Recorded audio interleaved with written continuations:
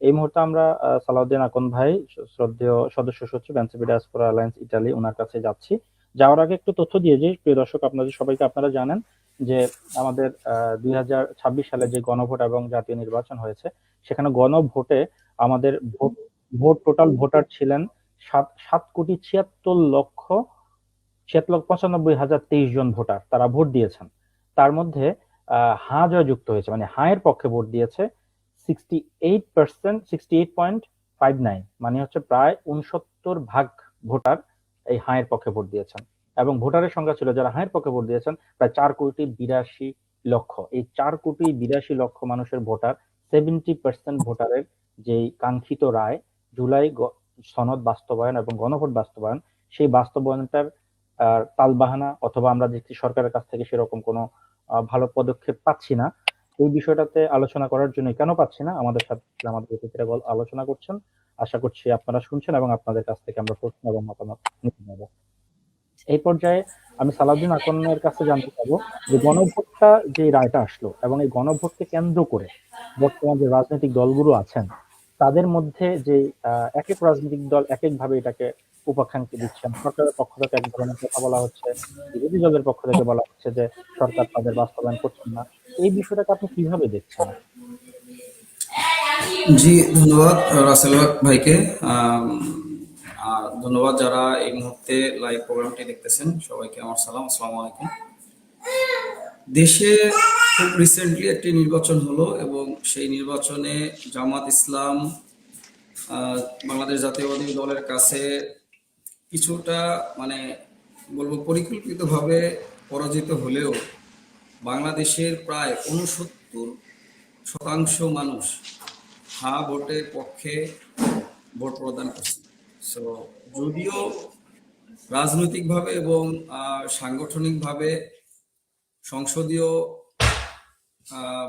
নির্বাচনে তারা বিএনপি, জামাত ইসলাম এর প্রেক্ষিতে বিজয় লাভ করছে, কিন্তু যদি আপনারা এই দিকটা লক্ষ্য করেন যে হ্যাঁ ভোটের পক্ষে কারা রায় দিছে, কত মানুষ রায় দিছে, সেটা যদি বিশ্লেষণ করেন, তাহলে এখানে রাজনৈতিক যে দলগুলো এবং বাংলাদেশের যে প্রেক্ষাপট, এটা স্পষ্ট হয়ে যায়।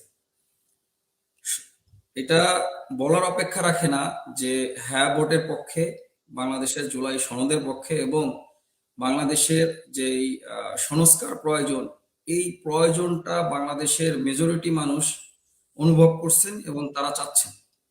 তো বিষয়টা হচ্ছে, এখন যদি বাংলাদেশের জাতীয়বাদী দল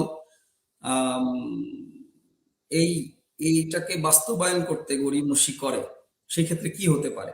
সেই ক্ষেত্রে অনেকগুলা বিষয় হতে পারে।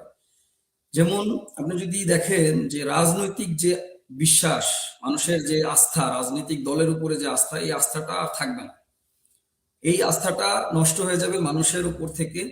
মানুষ আর রাজনৈতিক ব্যক্তিদের এবং এই যে দলগুলো, বড় বড় দলগুলো যারা কথা দিয়ে এই বাস্তবায়নের কথা বলে ক্ষমতায় গেলেন এবং ক্ষমতায় যাওয়ার পরে তারা এখন এটাকে বাস্তবায়ন করতেছেন না, জনগণ তাদের থেকে একটা আস্থা তো অলরেডি তারা কমে গেছিল। এবং এই জুলাই আন্দোলনের পরে দেশের প্রেক্ষাপট পরিবর্তনের পরে কিন্তু বিএনপির উপরে মানুষ আবার চিন্তা করছে যে না, তারা এতটা জুলুম নিপীড়নের শিকার হয়েছে, তাদেরকে আমরা আবার দেখি, তারা হয়তোবা তাদের ভুলগুলোকে শুধরে ভালো কিছু করবেন। কিন্তু এইবার যদি বাংলাদেশের জাতীয়তাবাদী দল বিএনপি সেই আস্থাটা ধরে রাখতে না পারেন, আমার বিশ্বাস যেই দল বাংলাদেশ থেকে বিতাড়িত হয়েছেন, বিএনপির অবস্থাও তাই হওয়ার সম্ভাবনা রয়েছে।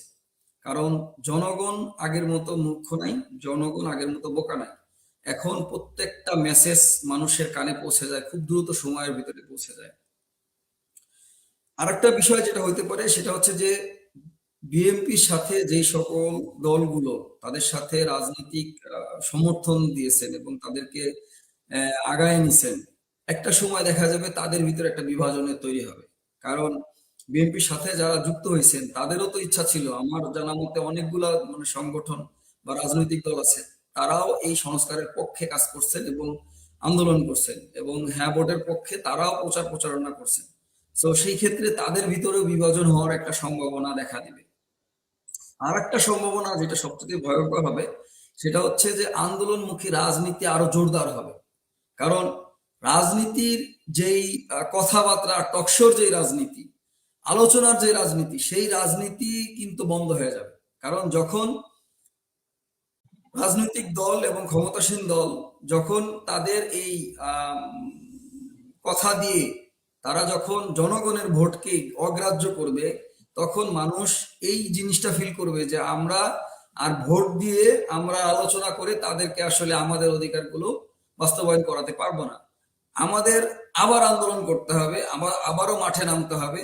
তখন গিয়ে আমরা আমাদের অধিকারগুলো আমরা ফিরে পাবো। আমরা যেটা চাচ্ছি, যেরকম বাংলাদেশ চাচ্ছি, সেটা আমরা হয়তো ফিরে পাবো। সেই ক্ষেত্রে এই সম্ভাবনাটা একবারে উড়িয়ে দেওয়া যায় না। তো আমার যেটা আহ বলার, আমার যেটা, আমি প্রবাসী হিসেবে, যদিও আমি বাংলাদেশে থাকি, প্রবাসী হিসেবে জাতীয়বাদী রাজনৈতিক দলের কাছে আমার মানে রিকোয়েস্ট থাকবে যে তারা যেই ভুলটা আগে করছিলেন সেই সেম ভুল যেন এখন না করেন। তারা যেন জনগণের রায়কে আম, সম্মান করেন।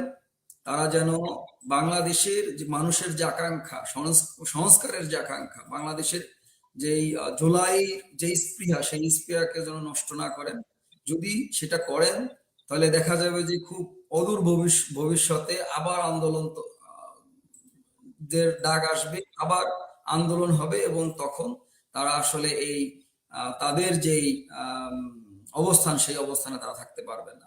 এবং এটা প্রবাসী, আরেকটা বিষয় বলি, সেটা হচ্ছে যে প্রবাসী, আমরা যেহেতু প্রবাসী, আরেকটা বিষয় হচ্ছে যে এই বছর এই তত্ত্বাবধায়ক সরকারে কিন্তু প্রবাসীদের ভোটের ব্যবস্থা করে গেছে।